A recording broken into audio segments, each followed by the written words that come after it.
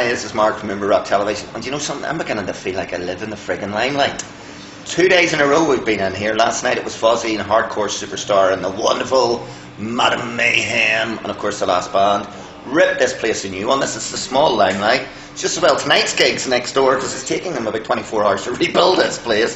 Tonight, the first night of the Crypto Skinny tour from Cradle of Filth, and I'm pleased to say one of the best thrash bands in the UK are backing them up, the mighty Savage Messiah. Dave has very kindly joined us for a quick chat. Hello, nice to be with you.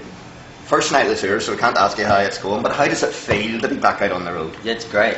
It's been a little while because it took us a long time to make a record, and we did sporadic touring whilst we were making it, but this is the first show of the sort of album cycle of the new record, so I'm very excited to be here. And it's also our first show in Belfast, which is double the excitement. Yeah, I could have swore you'd been here before, and then somebody said, no, you must have seen him somewhere else, and I remembered it was Bloodstock a few years ago, so I knew I'd seen you live. We played in Dublin a couple of times, and many years ago we played in Sligo down Southern Ireland, but it's our first time up in the north, so... Yeah, we prepared for a mad response. It was insane in here last night, so it was... Fingers crossed. That's what we hope for. And it's quite good because actually it's quite historic because this is the first night of the new tour cycle for Cradle, and the last tour they finished the tour here in Belfast. Okay. So it's as if they've just picked up where they left off. Picking up where they left off, that's great. Yeah, we played with Cradle once before. A couple of months ago they did a special show to test all their new road crew for this tour, and we played with them there, and on paper we were not entirely sure. Cradle built us, will it work, and it just went down so great that when we got asked to do this tour, we were 100% behind it. But sometimes it does good to have two sort of what seem to be contrasting styles of music on the same bill because you get the crossover of fans there as well. And it's not boring then for fans, because I think, you see some packages and say it's like 6 black metal bands, by the time you get to the last one, how many more blast beats and howls do you want to hear, whereas with us, because even Cradle, their music is very diverse, lots of keyboards and female vocals and melody and stuff, so they do actually have one foot in the sort of trad metal camp, which really does tie in with more or less what we're doing, so that's cool. So, part of the reason you're out on the road, not just as a sport, but you have a brand new album just out on Friday. Out on Friday, yeah. Hands of Fate. Super cool. What's the title all about? Okay, so the title, Hands of Fate, it comes from, I was reading into this concept called the locus of control, which is about how people subjectively interpret what happens to them in their lives and whether or not they take responsibility for themselves or they put responsibility on the others. And so it is said if you had a very sort of a strong internal locus of control, you're somebody who kind of interprets things as being a direct result of your own actions. And if you have an external locus of control, you tend to put blame on external factors outside of your control.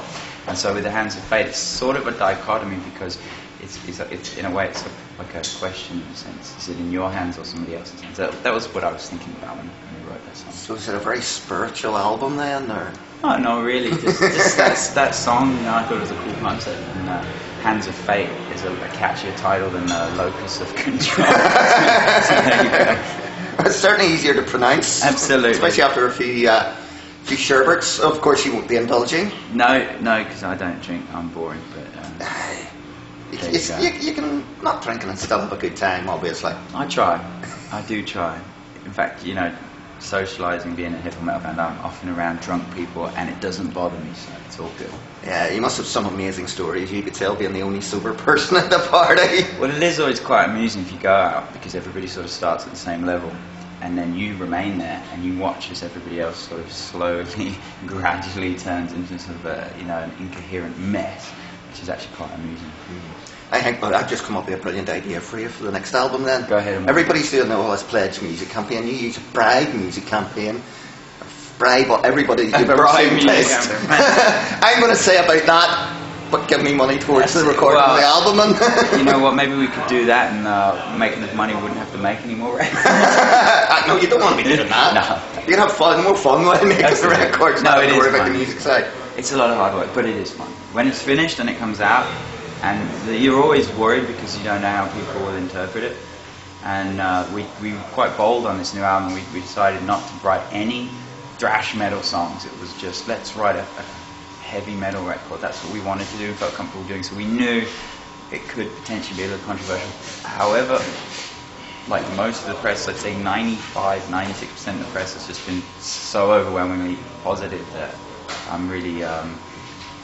People keep sending me good reviews, and I sort of read it, or like trepidation, and scroll down at the scores, and I'm seeing like 9s out of 10s, and I'm going, oh, I almost didn't expect it. That's great. There's a challenge for you, Barack. We're going to turn the thing to pieces. Well, give me your first bad one.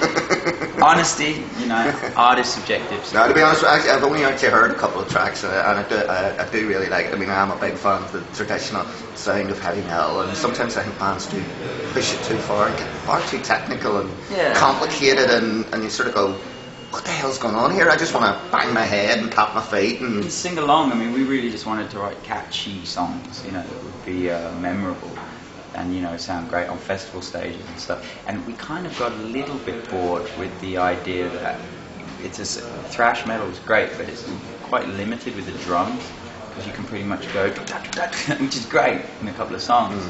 But if you're trying to write a whole record, I just think it's boring, And I also reconciled with myself that I will never write a song as good as Angel of Death, and therefore, why bother trying? That's why. Why move outside your comfort zone? Exactly. So you've got this tour. How long are you out on the road with Cradle for? 2.5 weeks. We start in the UK, and then December we're going to do some shows in Germany, which would be cool. January we're doing our first headline shows in Japan, and then we'll be doing more headlining stuff in 2018. So I can't say too much about it, but it's going to be great. I'm really excited about it.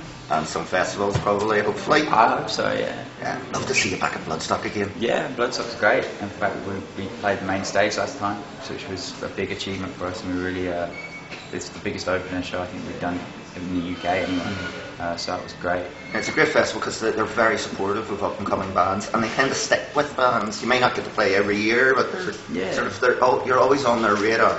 Yeah, well actually, in a way, the trajectory of our careers summarised exactly what you're saying, because we started out at 11 a.m. on the Sophie Lancaster stage, and 2 years later we opened the main stage, so hopefully we can carry on climbing the bill. Well, all the best. I say, I haven't really heard the album, but I'm looking forward to it when I get some moment of downtime and manage to escape. You're going to hear most of it tonight. Oh, that's good. Well, I don't have to bother then. We managed to ever escape the confines of the limelight here, where we're permanently trapped at the moment. We were here last night, we're here again tonight, we're here again tomorrow night for the Raven Age. So, 3 shows in 3 days. Will we survive? Well, there's only one way to find out. Tune in to the next instalment of Hoover Rock Television. In the meantime, this is Monk, Dave from Savage Messiah. Keep her between the hedges, and above all, keep her metal.